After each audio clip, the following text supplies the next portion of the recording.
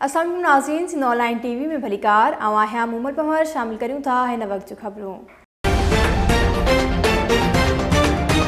चोहर जमाली ऐं भरपासे में बदअमनी चोट चढ़ी वई आहे। चोहर जमाली खां छछजहान खान वींदड़ यूसी छछजहान खान जे चेयरमैन हाजी मोहम्मद रहीम जज जे पुट गुलाम रसूल जज खां मोटरसाइकिल सवार 3 हथियारबंदन 1.5 लाख रुपया रोक रक़म ऐं 2 मोबाइल फोन फुर करे फरार थी विया।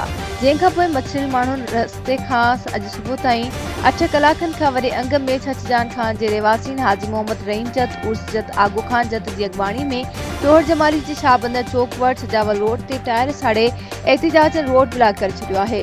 सिंध ऑनलाइन टीवी जे रिपोर्टर कादिर कहर मूजिबि हुननि जो चवणु हो त पूरो रोज़ जो मामूल बणिजी वियो आहिनि ऐं SHO चोहर जमाली बदअमनी रोकण में नाकाम थी विया आहिनि। खेनि फौरी तौर ते हटायो वञे। वधीक खबरूं ऐं अपडेट्स जे लाइ ॾिसंदा रहो सिंध ऑनलाइन टीवी।